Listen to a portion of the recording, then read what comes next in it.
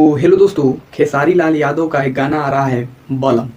और वो भी बहुत जल्द आ रहा है। और दूसरा गाना आ रहा है उनका रंग दे बसंती, जो कि आपको एक दो दिन में रिलीज हो जाएगा।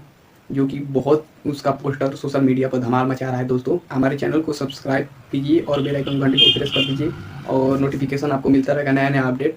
तो ट्रेंडिंग स्टार फिर आ रहे हैं अपने अंदाज में दोस्तों।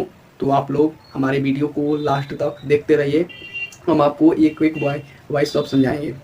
दोस्तों, खेसारी लाल यादव अपने अंदाज में ट्रेंडिंग स्टार अपने अंदाज में आ गए हैं।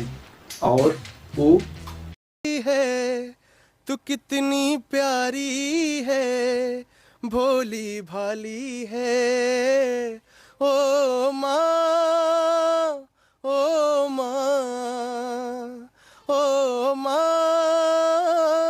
ओ माँ।